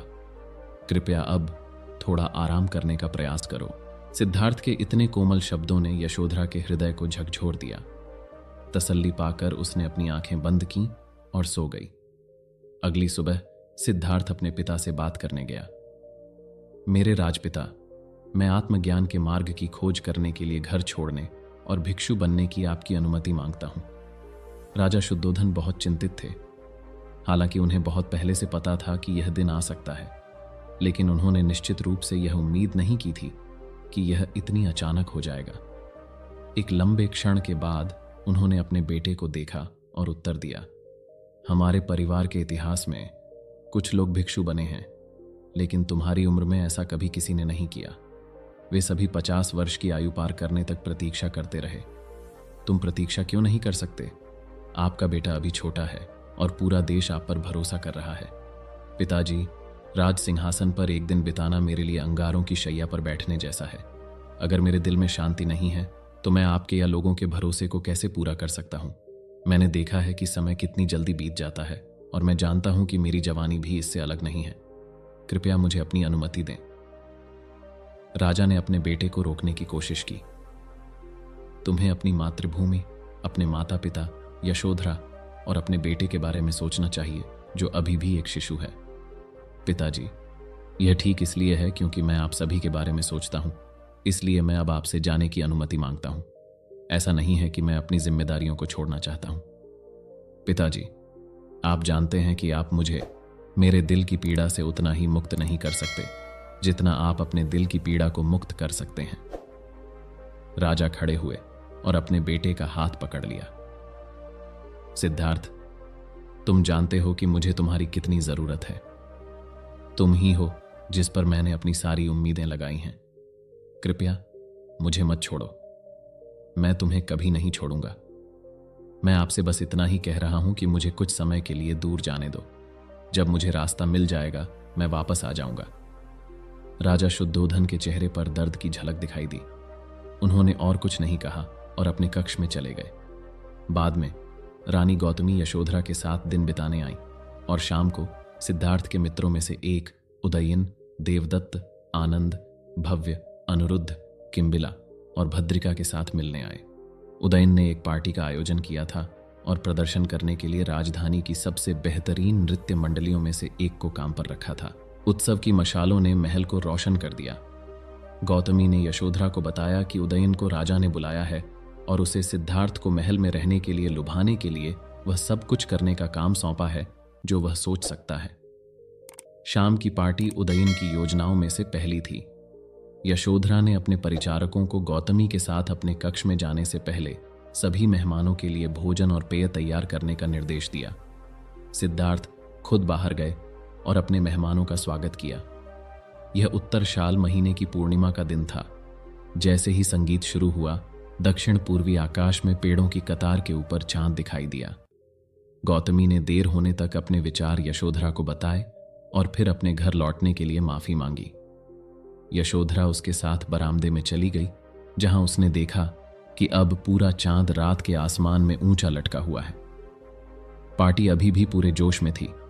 अंदर से संगीत, बातचीत और हंसी की आवाजें आ रही थीं। यशोधरा गौतमी को सामने के गेट पर ले गई और फिर खुद चन्ना को खोजने चली गई। जब वह उसे मिली तो वह पहले से ही सो रहा था। यशोधरा ने उसे जगाया और फुसफुसाते हुए कहा, यह संभव है कि राजकुमार को आज रात आपकी सेवाओं की आवश्यकता होगी। कंथक को सवारी के लिए तैयार करें और अपने लिए एक और घोड़ा तैयार करें। महाराज, राजकुमार कहाँ जा रहे हैं? कृपया मत पूछिए। जैसा मैंने कहा है वैसा ही करें, क्योंकि राजकुमार को आज रात सवारी की आवश्यकता हो सकती है। चन्ना ने सिर हिलाया और अस्तबल में प्रवेश किया, जबकि यशोधरा महल के अंदर लौट आई। उसने यात्रा के लिए उपयुक्त कपड़े तैयार किए और उन्हें सिद्धार्थ की कुर्सी पर रख दिया। उसने राहुल को ओढ़ने के लिए एक हल्का कंबल लिया और फिर खुद बिस्तर पर लेट गई। जब वह वहां लेटी थी तो उसने संगीत, बातचीत और हंसी की आवाजें सुनी। बहुत देर तक आवाजें धीमी होने और फिर गायब होने में समय लगा। उसे पता था कि मेहमान अपने अपने क्वार्टर में चले गए हैं। यशोधरा चुपचाप लेटी रही और महल में सन्नाटा छा गया। उसने बहुत देर तक प्रतीक्षा की, लेकिन सिद्धार्थ अपने कमरे में वापस नहीं आया।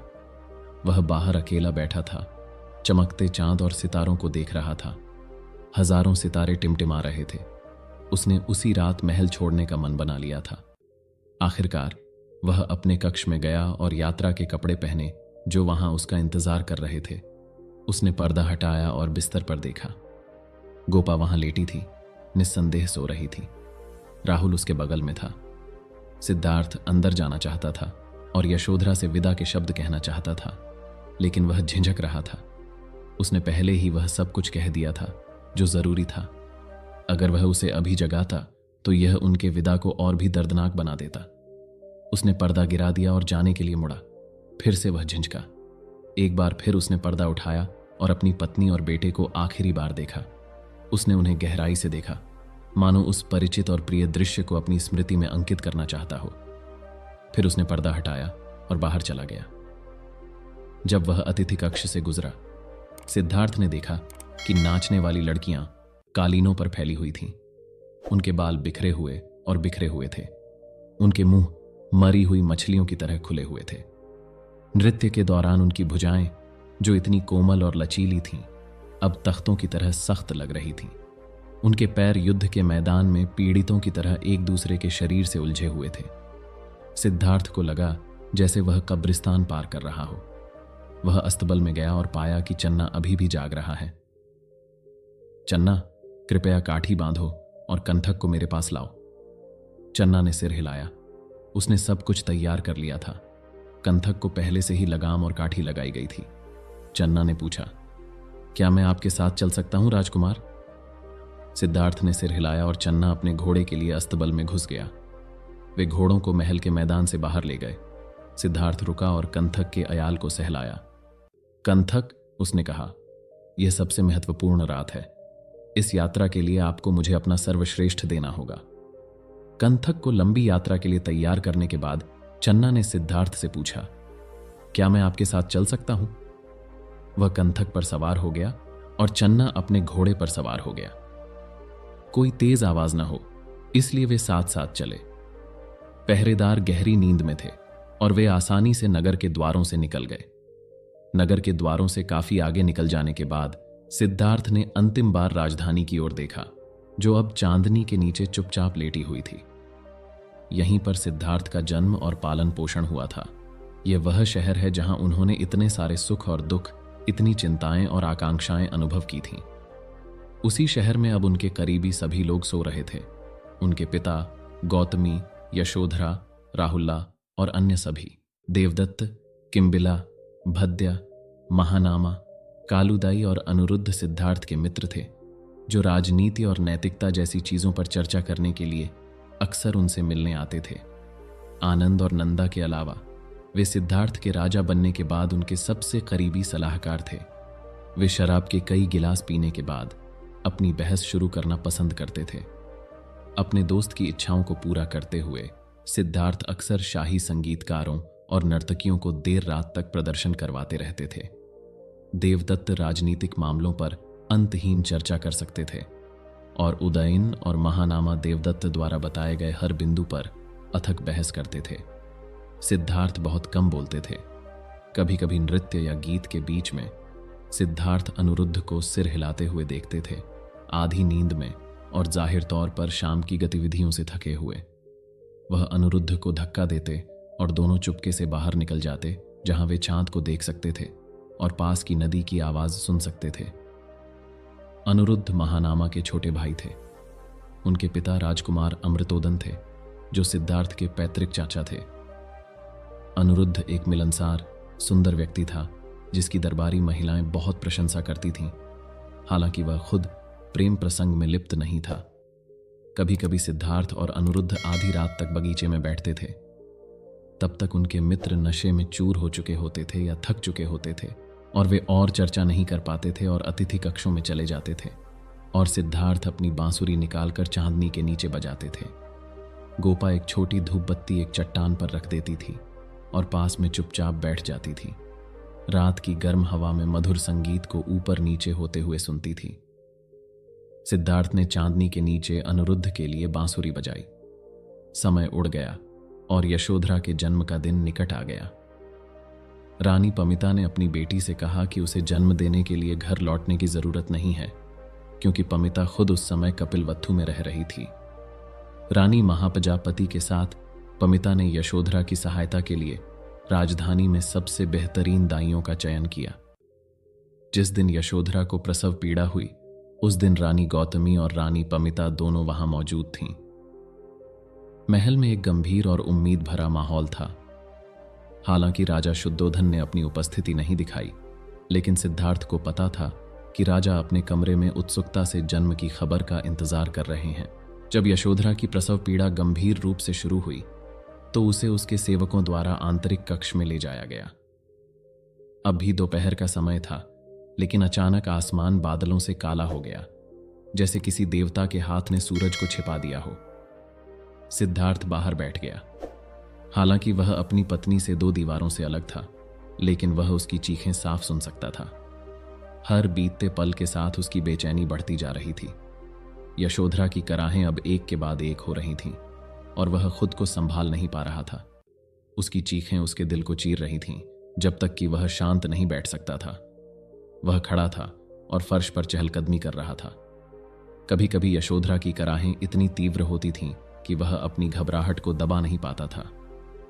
उसकी मां रानी महामाया उसे जन्म देने के परिणाम स्वरूप मर गई थी और यह एक ऐसा दुख था जिसे वह कभी नहीं भूल सकता था। अब यशोधरा की बारी थी अपने बच्चे को जन्म देने की। बच्चे को जन्म देना एक ऐसा अनुभव था जो ज्यादातर विवाहित महिलाओं को होता है, एक ऐसा अनुभव जो खतरे से भरा होता है, जिसमें मृत्यु की संभावना भी शामिल है। कभी कभी मां और बच्चे दोनों की मृत्यु हो जाती है।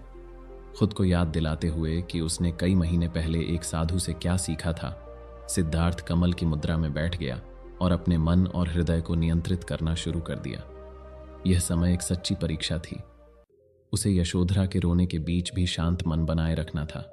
अचानक उसके मन में एक नवजात शिशु की छवि उभरी। यह उसके अपने बच्चे की छवि थी। हर किसी को उम्मीद थी कि उसका एक बच्चा होगा और उसके बाद सभी उसके लिए खुश होंगे। उसे खुद भी एक बच्चे की उम्मीद थी, लेकिन अब वास्तविक घटना की तीव्रता में उसे समझ में आया कि बच्चे का जन्म कितना महत्वपूर्ण है। उसने अभी तक अपना रास्ता नहीं खोजा था। वह अभी तक नहीं जानता था कि वह कहाँ जा रहा है, और फिर भी वह एक बच्चे को जन्म दे रहा था। क्या यह बच्चे के लिए दया नहीं थी? यशोधरा का रोना अचानक बंद हो गया। वह खड़ा हो गया। क्या हुआ था? वह अपनी धड़कन महसूस कर सकता था। उसने फिर से अपनी सांसों पर ध्यान दिया ताकि वह शांत हो जाए। ठीक उसी समय एक शिशु की किलकारी गूंजी। बच्चा पैदा हुआ। सिद्धार्थ ने अपने माथे से पसीना पोंछा। रानी गौतमी ने दरवाजा खोला और उसे देखा। वह मुस्कुराई और सिद्धार्थ को पता चल गया कि यशोधरा सुरक्षित है। रानी उसके सामने बैठ गई और बोली, गोपा ने एक लड़के को जन्म दिया है। सिद्धार्थ मुस्कुराया और कृतज्ञता से अपनी मां की ओर देखा। मैं बच्चे का नाम राहुल रखूंगा। उस दोपहर सिद्धार्थ अपनी पत्नी और बेटे से मिलने के लिए कमरे में दाखिल हुआ। यशोधरा ने उसे देखा। उसकी चमकती आंखें प्यार से भरी हुई थीं।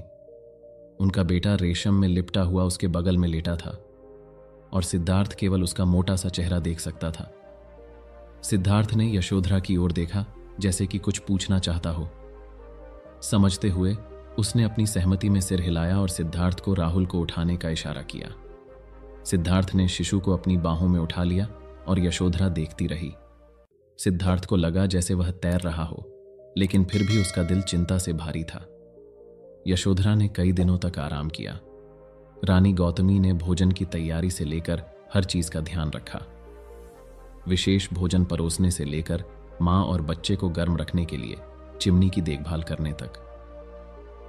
घर लौटने के एक दिन बाद सिद्धार्थ अपनी पत्नी और बेटे से मिलने गए, और जैसे ही उन्होंने राहुल को अपनी बाहों में लिया, उन्होंने आश्चर्य व्यक्त किया कि मानव जीवन कितना कीमती और नाजुक है।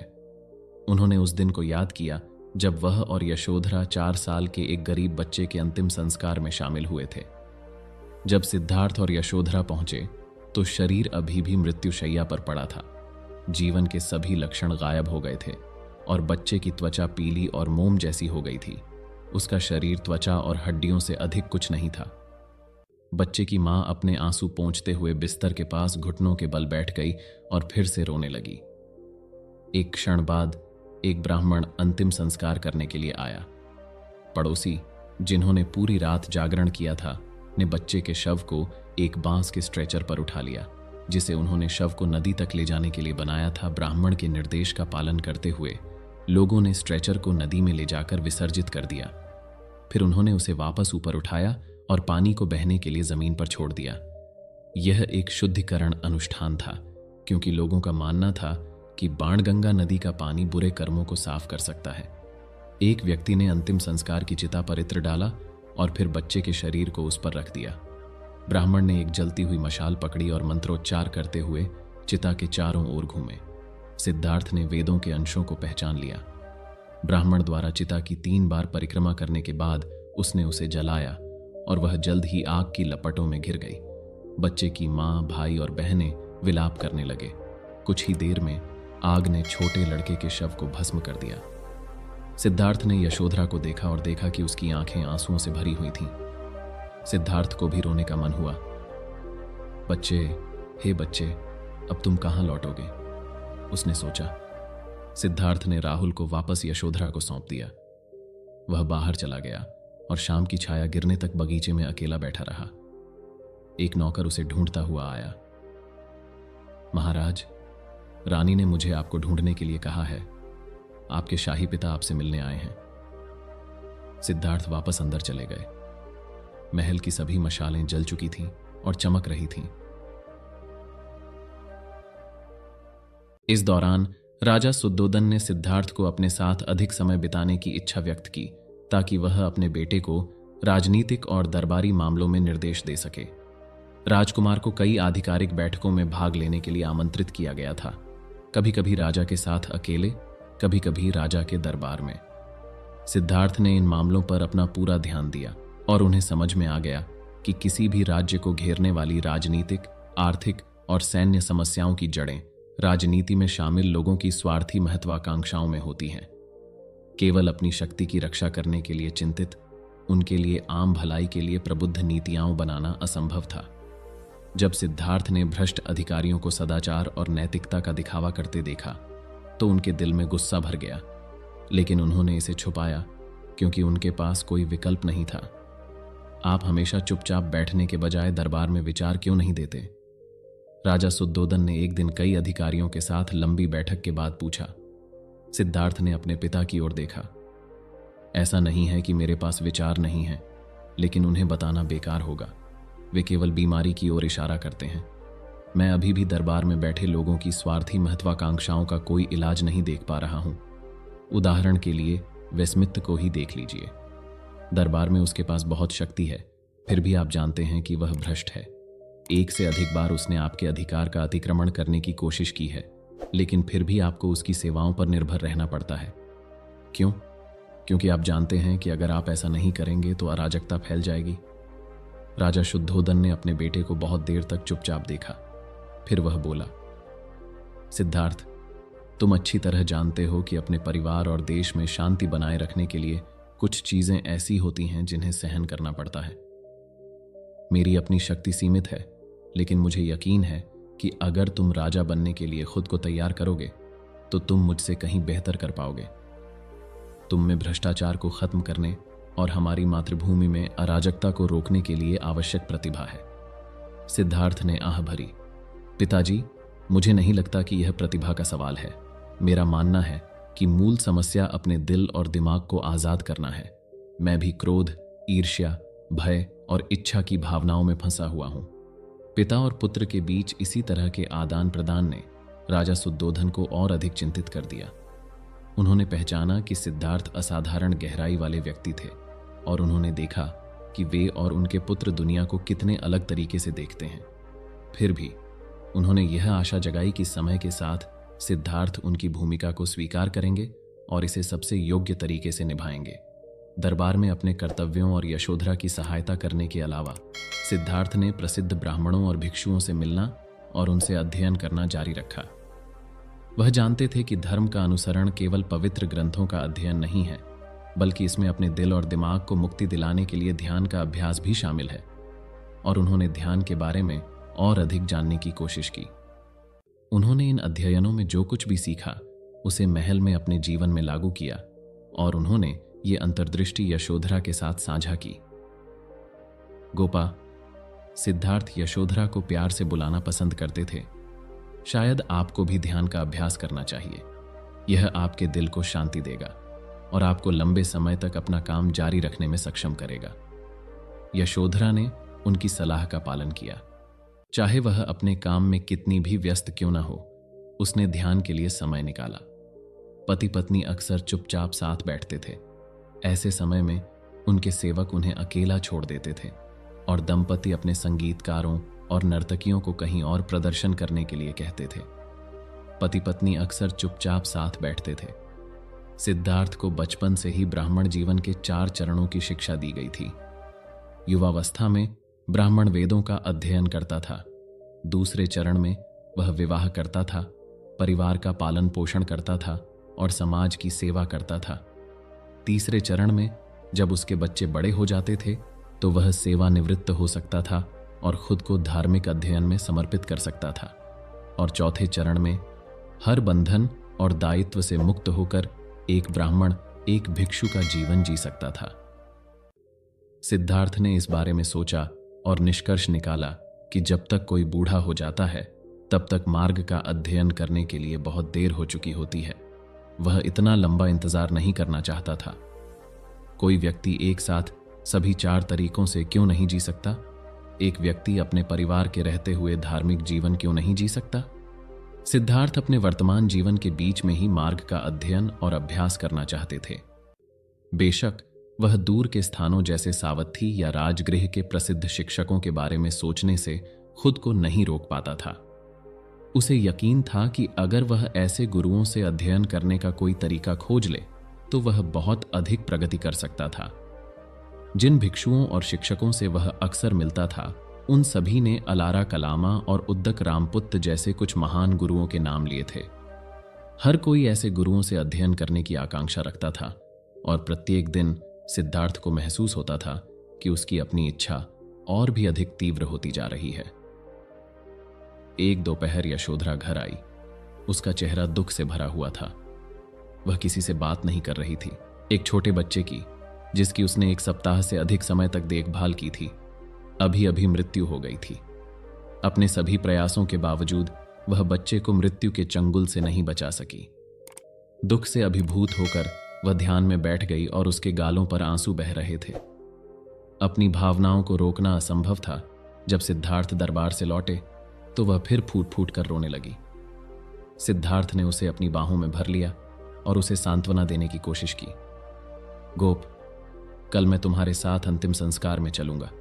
अभी रो लो, इससे तुम्हारे हृदय का दर्द कम हो जाएगा। जन्म, बुढ़ापा, बीमारी और मृत्यु, इस जीवन में हम सभी को भारी बोझ उठाने पड़ते हैं। जो बच्चे के साथ हुआ वह हम में से किसी के साथ भी कभी भी हो सकता है। यशोधरा ने सिसकते हुए कहा, हर दिन मैं देखती हूं कि तुमने जो कुछ कहा है वह कितना सच है। मेरे दोनों हाथ दुख की अपारता की तुलना में बहुत छोटे हैं। मेरा हृदय निरंतर चिंता और दुख से भरा रहता है। हे पति, कृपया मुझे दिखाओ कि मैं अपने हृदय के दुख पर कैसे विजय प्राप्त करूं। सिद्धार्थ ने यशोधरा को अपनी बाहों में कसकर गले लगा लिया। मेरी पत्नी, मैं स्वयं अपने हृदय के दुख और चिंता पर विजय पाने का मार्ग खोज रहा हूं। मैंने समाज और मनुष्यों की स्थिति को देखा है, लेकिन अपने सभी प्रयासों के बावजूद मुझे अभी तक मुक्ति का मार्ग नहीं दिखाई दिया है। फिर भी मुझे यकीन है कि एक दिन मैं हम सबके लिए एक रास्ता खोज लूंगा। गोपा, कृपया मुझ पर विश्वास रखो।